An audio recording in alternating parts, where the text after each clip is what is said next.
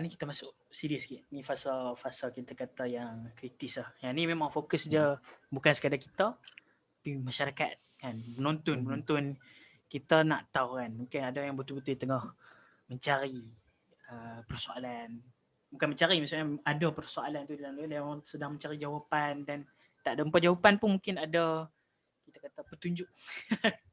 Memang ada petunjuk Tuhan daripada Allah. Tapi kita nak jadi wasilah kepada petunjuk tu supaya orang dapat cari kebenaran kan, kebenaran melalui fokus dia pembacaan lah kan. Jadi bagi hang apakah hang merasa semua manusia perlu membaca, khususnya buku lah, membaca buku kan, baca ni banyak, membaca Quran kan, baca hadis semua. Tapi membaca buku Quran tu pun ada satu kategori kitab lah kan, tapi dia lain lah, dia divine, dia memang itu dalam syariat kita kata wajib, itu fardu ain, semua kena baca Quran kan. Tapi ini fokus dia buku dalam rangka nak mencari ilmu, lebih kepada itulah. Tapi adakah semua manusia harus membaca, tak kira lah muslim ke non muslim ke, kulit apa ke, bangsa ke apa kan, kanak-kanak ke remaja, tapi secara umum lah manusia perlu tak membaca buku khususnya? Kalau soalan ni aku pernah macam mana, aku baca dulu pun aku rasa aku baca sebab aku rasa macam membaca tu klise lah aku punya sebab. Aku rasa macam membaca ini macam kau cakap tadi untuk menimba ilmu macam tu lah. Dulu fikir. So sampai satu masa tu aku ditemukan dengan satu buku yang aku beli daripada kau sendiri. Buku #Malaysia Membaca tu. So aku baca buku tu, dia ada 2-3 penulis lah. Tapi yang aku kenal time tu ada 3 orang, Nurul Izzah, Dr. Mazlul Malik dengan Hilal Ashraf. Tu je yang aku kenal. So aku baca. So aku ada jumpa satu quote ni. Tak silap aku dalam bahagian Dr. Mazli. Dia kata membaca itu bukan kehendak, tapi ia satu keperluan. Faham tak? Dalam hidup kita ni, kita ada dua tau. Manusia ni dia ada dua. Satu kita panggil keperluan, satu kita panggil kehendak. So yang keperluan ni semua orang tahu, makan, tempat tinggal kan. Kehendak ni macam kau beli kasut mahal macam tu lah. Tapi dia kata baca buku bukan satu kehendak. Dia memang satu kita boleh kategorikan dia sebagai satu benda yang keperluan. Macam semua orang kena baca. So aku teruskan pembacaan aku dan aku perasan dia ada satu benda lah yang aku sedari dalam hidup aku, bahawa membaca tu macam dia nak membentuk satu benda yang kita panggil worldview. Tahu tak worldview? Maksud kau worldview ni maksudnya macam mana kau tengok dunia ni. Sebab tu orang selalu cakap apa yang kau baca itulah engkau, faham tak? Apa yang kau baca itulah kau. So bila kau baca, kau kena, bagi aku macam, sebab kadang-kadang bila kita tak membaca, kita akan terdedah dengan benda-benda yang macam macam aku nak kata, aku tak mahu cakap menipu. Dia macam benda yang terlalu sempit. Maksudnya macam contoh kau dengar pasal dulu isu Wahabi kan. Isu Wahabi bila kau mengaji dengan ustaz yang macam mungkinlah yang tak berapa ngam dengan Wahabi, kau akan rasa macam ni Wahabi Malaysia, bukan Wahabi Arab Saudi. So kau akan dapat gambaran bahawa Wahabi tu macam villain gila. Ni aku punya pengalaman. Kau nampak Wahabi tu villain gila. Macam Thanos dalam cerita Endgame lah ya. Macam jahat gila nampak.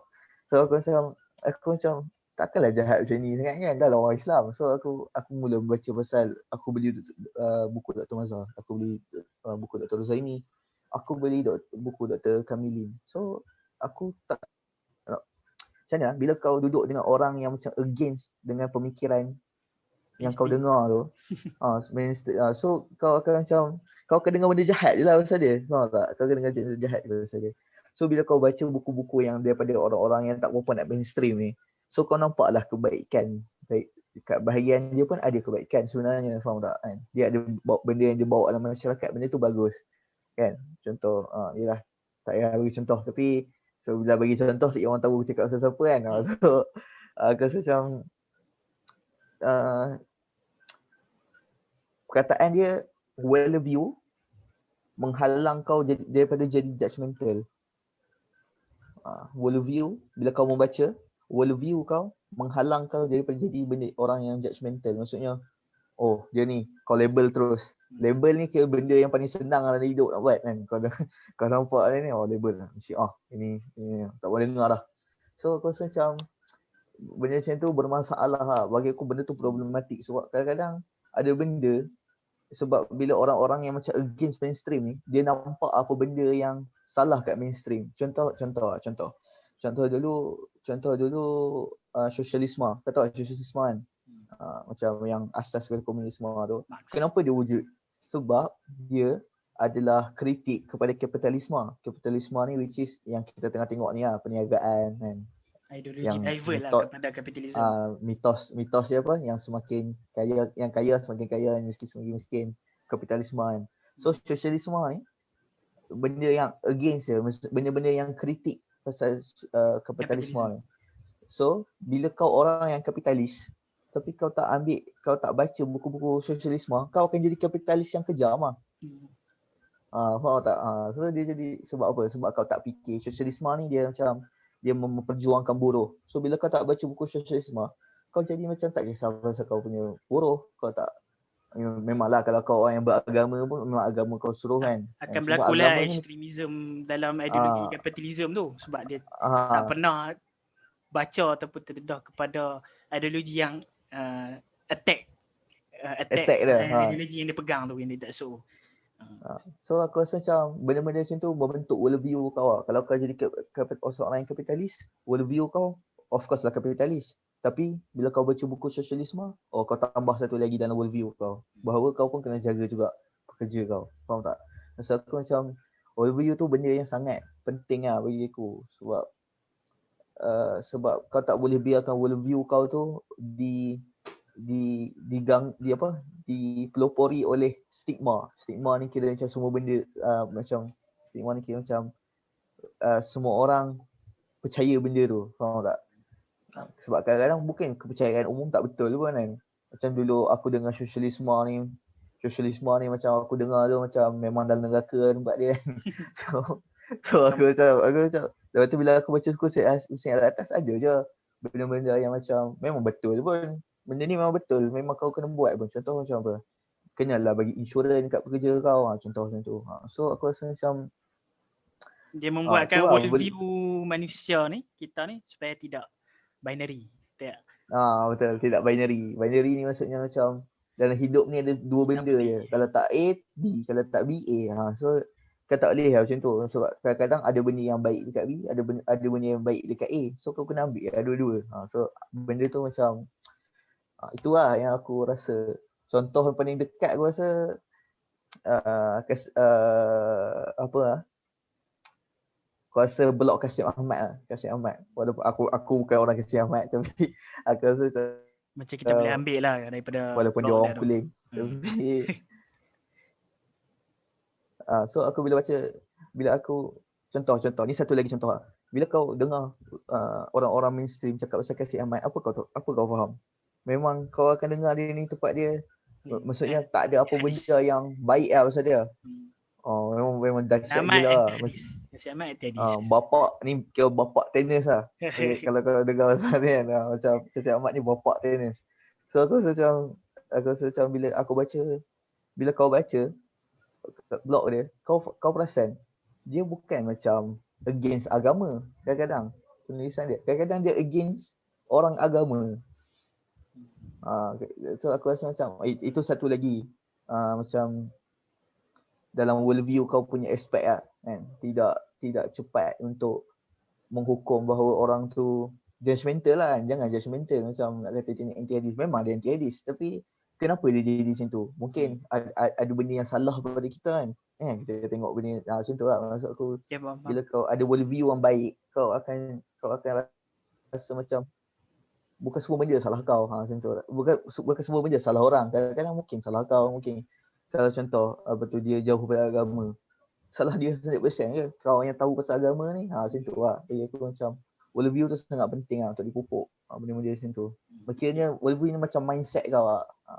So konklusinya susah juga lah. Maksudnya untuk jawab perlu, Tapi kalau tak ada sebab asbab yang macam betul-betul kukuh bagi hang, so hang tak boleh nak jawab tu perkara yang berasingan kan. Maksudnya perlu tanpa macam sebab tu asing. Pada asasnya perlu, Hmm. tapi kadang-kadang ada benda yang macam kau tak boleh halang. Benda tu memang kesusahan hidup. Benda tu kau tak boleh halang, tapi asasnya perlu. So orang lain kenalah cari cara jalan untuk memastikan benda yang perlu tu pun berlangsung, faham tak? So asasnya perlu, tapi kadang-kadang memang benda kita tak boleh nak halang kan. So macam tu lah. Macam aku suka tengok balik sejarah kehidupan manusia, peradaban lah, mana-mana peradaban, ataupun sejak seawal-awal mungkin fakta ataupun kita kata sejarah yang ada tentang manusia ni, macam mana manusia mula membaca kan. Mengapa mereka membaca kan? Kira kau nak tengok buku, kau nak tengok buku tu sendiri dia develop macam mana dalam dunia ni lah. Betul. Sebab dulu tak ada buku. Mungkin ada buku tapi sebab dia manuskrip, kertas-kertas yang dikumpulkan kan. Kertas-kertas tu pun kadang tulis macam tu lah, macam awal-awal dulu orang ukir kat batu. Ukir kat batu semua. Itu dah reflect dah satu keperluan. Manusia memang kena membaca. Itu satu bentuk komunikasi, satu bentuk macam adalah tak apa aku tak mau panjang. So aku boleh macam konklusikan dengan satu ayat yang hang pun familiar.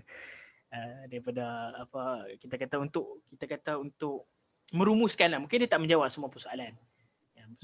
Tapi apakah keperluan sebenarnya untuk manusia baca? Kenapa manusia perlu membaca adalah satu bentuk kita kata komunikasi itulah. Sebab itu secara survival kita.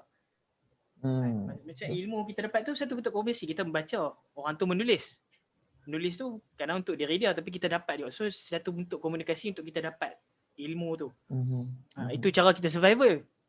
Survival kita akan bergantung pada akal untuk cari makanan kan.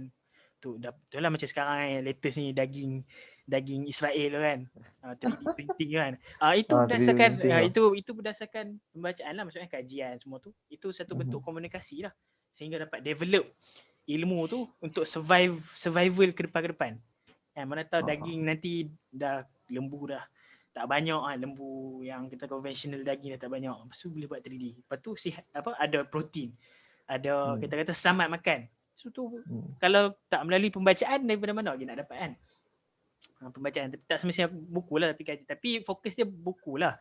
Dia tak boleh lari daripada buku tu sendiri. Membaca tak boleh lari daripada buku. Buku tak boleh lari daripada membaca. Buku tu tak lengkap tanpa membaca. Membaca tak lengkap tanpa buku. Dia dua entiti yang saling berkait, tak boleh dipisahkan. So tu kata aku boleh rumuskan dengan satu kata-kata daripada itulah Syed Ahmad Fatih. Dia sebut dua benda, membaca dan menulis. Ingat? Ingat. Macam ni ayat dia. Saya percaya membaca kita berbicara dengan generasi lepas. Bila kita menulis kita berbicara dengan generasi mendatang. Generasi mendatang. Itu secara umum, secara asasnya generasi sekarang pun boleh akses pada pembacaan sekarang. Menulis pun. Tapi secara falsafahnya begitulah. Itu salah satu. Dan ia satu-satunya bentuk komunikasi yang kita kata mungkin sekarang ni sebab ada teknologi semua kan, kita boleh akses video dan sebagainya lah, audio dan sebagainya. Mungkin akan berkembang lah. Tapi secara asasnya buat masa ni buku adalah satu-satunya akses yang kita kata bukan sekadar mainstream lah. Benda tu macam Al-Quran itu sendiri pun dikitabkan dalam bentuk buku kan. Kalau diharapkan itulah kita kena puji lah kan, orang-orang yang usahakan kan, Uthman bin Affan usahakan untuk mushafkan Quran tu kan dalam bentuk buku. So benda tu hikmah dia tu relatable dengan budaya pembacaan ni. So dalam Islam kalau nak relate dengan Islam tu sendiri dah kita kata budaya pembukuan, budaya membaca dan menulis ni terlalu banyak relatable lah, benda yang berkait, benda yang kita tak boleh lari kalau kita reflect lah sebagai seorang Muslim. So untuk kita tinggalkan dunia pembacaan dan dengan teknologi yang baru tak salah. Dah mustahil lah macam macam mana boleh jadi Muslim tu, seorang Muslim tu tidak membaca? Sebab ada Al-Quran, ada hadis. Kalau tak membaca macam mana lagi takkan boleh hafal directly. Sekarang mana ada zaman talaqi kan, talaqi sekarang pembudayaan tu Kurang, dah kurang. kurang dah sangat sedikit lah nilai dia. Hanya Hmm. wujud di pondok, hanya wujud nak pondok dan nak dibandingkan apa populasi Muslim yang duduk di pendidikan mainstream dengan pondok, beza lah persentage dia. Beza sangat Beza sangat. So macam mana pun wakil dia sekarang buku tu adalah itu jadi dari situ aku nak bawa kepada soalan kedua. Mungkin takut lama.